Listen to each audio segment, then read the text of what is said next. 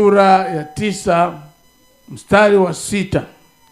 Maandiko yanasema, maana kwa ajili yetu mtoto amezaliwa, tumepewa mtoto wa kiume, na uwezo wa kifalme utakuwa mabegani mwake, naye ataitwa jina lake Mshauri wa Ajabu, Mungu mwenye nguvu, Baba wa milele, Mfalme wa amani.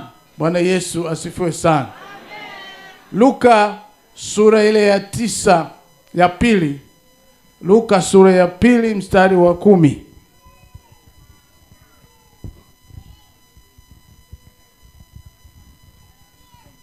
Injili kama ilivyoandikwa na Luka sura ya 2 mstari ule wa 10. Maandiko yanasema, malaika akawaambia, msiogope, kwa kuwa mimi nawaletea habari njema ya furaha kuu itakayokuwa kwa watu wote. Maana katika mji wa Daudi amezaliwa kwa ajili yenu Mwokozi, ndiye Kristo Bwana. Na hii ndiyo ishara kwenu, tamkuta mtoto mchanga amevikwa nguo za kitoto, amelala katika hori ya kulia ng'ombe. Baba, katika jina la Yesu tunakupenda, maana ulitupenda kabla ya kuumbwa kwa ulimwengu. Ndio maana kila anayelitaja jina lako, neno lako linasema ataokoka. Watu wako tuko chini ya mamlaka yako, tunahitaji kusikia kutoka kwako kwa utukufu wako. Amen. Kwa maana kwa ajili yetu mtoto amezaliwa. Sehemu nyingine inasema kwa ajili yenu mtoto amezaliwa. Nataka tuangalie tofauti kwanza hizi mbili. Isaya anasema kwa ajili yetu. Malaika wanaambia wachungaji kwa ajili yenu. Tuko pamoja? Isaya anatabiri habari za wokovu. Jina la Isaya mwenyewe maana yake wokovu wa Bwana. Isaya alikuwa na mambo 10 ambayo aliyaona katika maisha ya Kristo atakayokuja miaka zaidi ya 700 kabla Yesu hajazaliwa. Isaya aliona Yesu akifanyika mwili. Jambo la kwanza, Isaya aliona Yesu akifanyika mwili, lakini alikuwa hajazaliwa.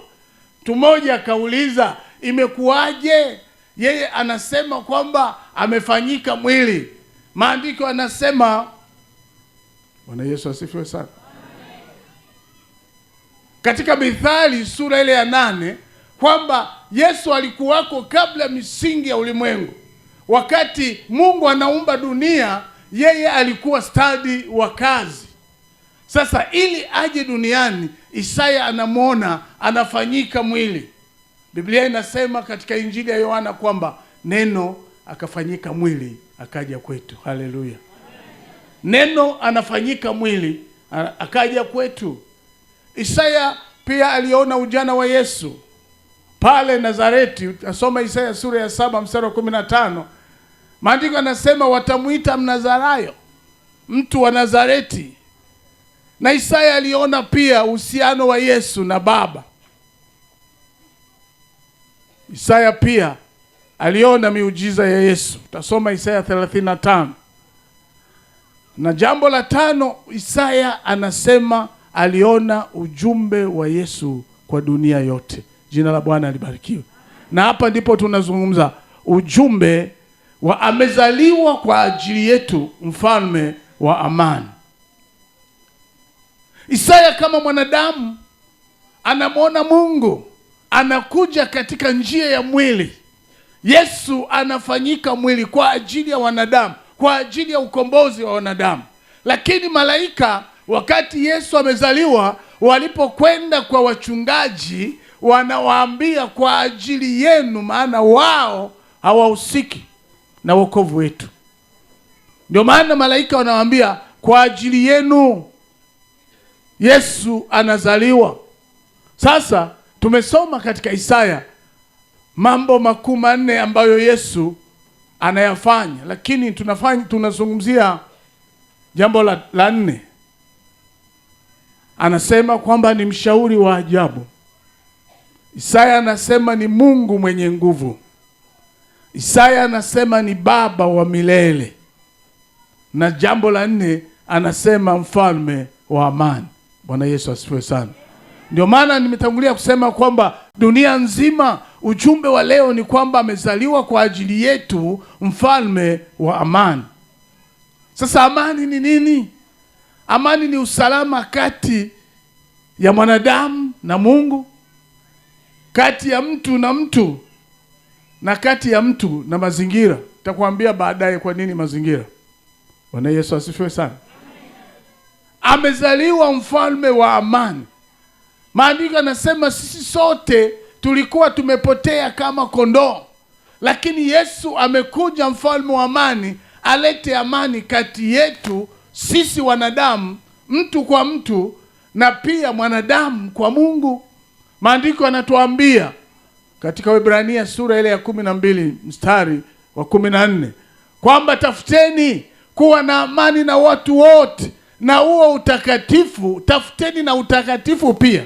Tunatafuta amani, tunatafuta na utakatifu. Jina la Bwana libarikiwe.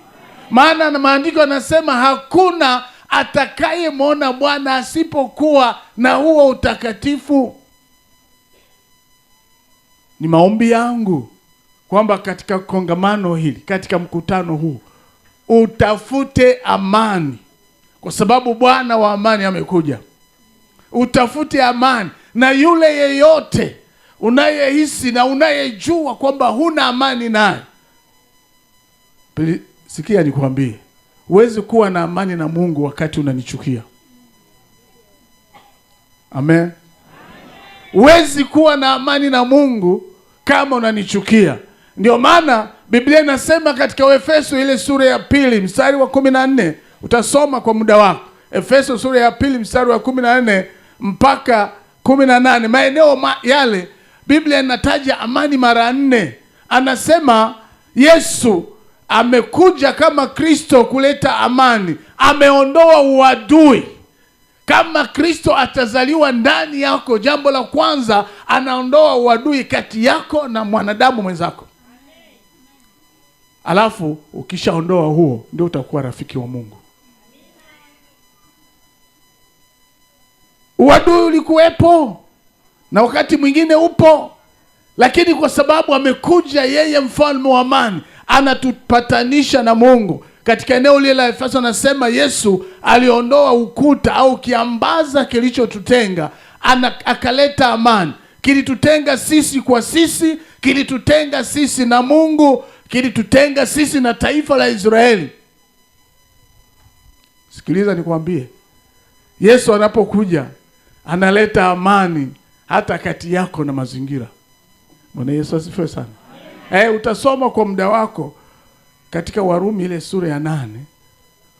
Ukisoma mstari wa 19. Mazingira yanapiga kelele kwa sababu ya amani unayoikosa wewe. Ukikosa amani wewe na Mungu, na mazingira hayana amani. Kwa sababu maandiko yamesema eneo lile kwamba siku utakapokuwa na amani na Mungu, na mazingira yatafurahi. Bwana Yesu asifiwe sana. Sasa jambo lililoko hapa ni kwamba amezaliwa kwa ajili yetu. Malaika waliambia wachungaji kwamba amezaliwa kwa ajili yenu, lakini sisi tunasema amezaliwa kwa ajili yetu, mfalme wa amani. Sasa tunahitaji kuanza kufungua mkutano huu, kila mtu akiwa na amani na mwenzake. Mwanakwaya uwe na amani na mwenzako, mchungaji uwe na amani na mwenzako, mwombaji uwe na amani na mwenzako, kila yeyote aliyoko hapa awe na amani na mwenzake. Amani hiyo ikiwa katikati yetu, tutamuita Bwana, atashuka. maana amani iko katikati yetu.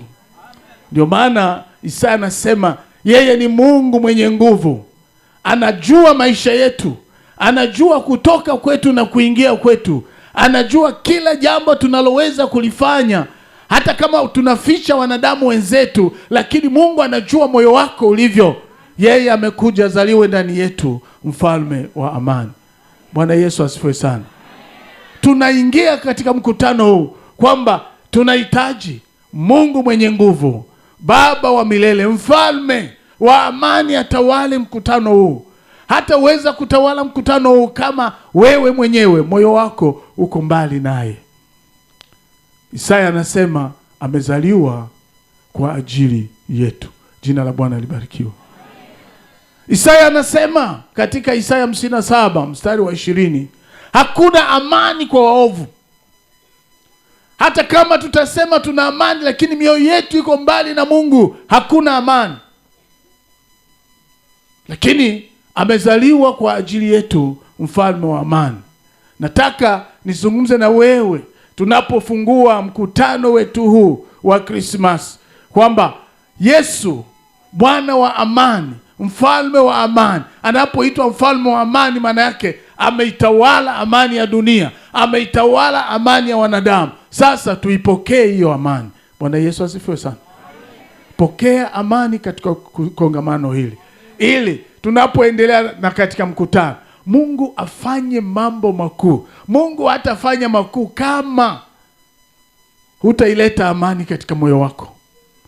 Angalia, umetoka mbali, usirudi ulivyokuja. Umekuja ili Bwana kubadilishe. Umekuja kuongea na Bwana. Umekuja kubadilishwa na Bwana.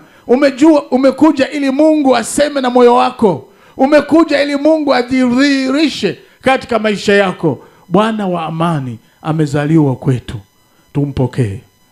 Bwana Yesu asifiwe sana. Isaya anasema amezaliwa kwa ajili yetu. Kila mtu ajitambue kwamba Yesu amezaliwa kwa ajili yake, ni mfalme wa amani. Tujitenge na kila jambo ambalo linaloweza kutufanya Yesu asizaliwe ndani ya mioyo yetu. Nimesema ni ujumbe wa amani. Ulimwengu mzima unahubiriwa kwamba Bwana wa amani amekuja. Tulikuwa tumetengwa na Mungu.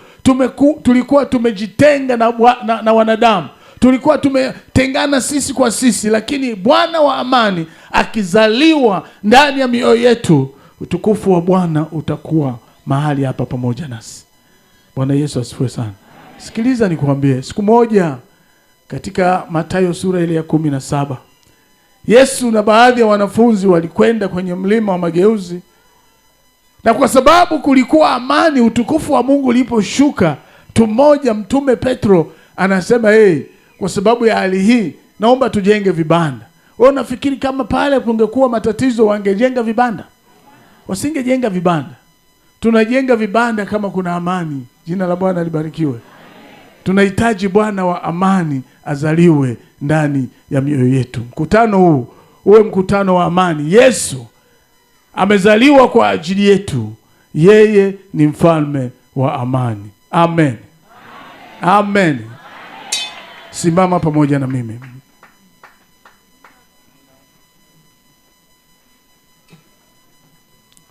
Umba jambo jipya moyoni mwangu. Umba jambo jipya moyoni mwangu. Tunataka katika kongamano hili Mungu aumbe jambo jipya la amani katika mioyo yetu. Bwana Yesu asifiwe sana. Naomba tuimbe mara moja mara mbili, alafu tutaomba. Umba jambo jipya moyoni mwangu. Umba jambo jipya moyoni mwangu. Bwana umba jambo jipya. Umba jambo jipya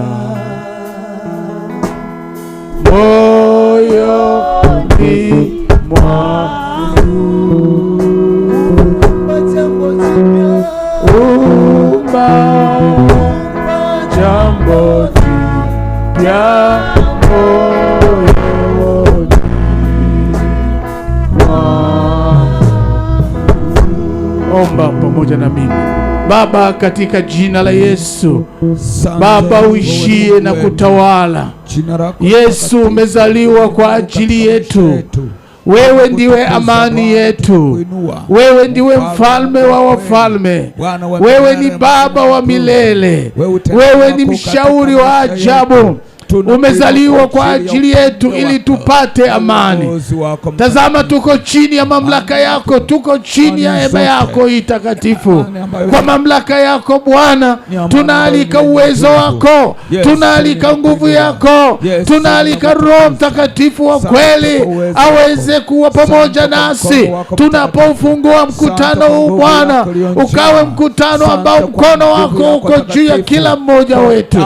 Tunahitaji kila mmoja ukaumbe jambo jipya la kuipokea amani ndani ya moyo wake tunapohudhuria kila sana kila siku katika kongamano hili. Baba, tunakualika Roho Mtakatifu ajidhihirishe, Roho Mtakatifu aonekane, zaliwa ndani ya mioyo yetu Bwana. Tuone utukufu wako, utukufu wa Baba kama utukufu ulivyo katika maisha ya ukuu wako Bwana.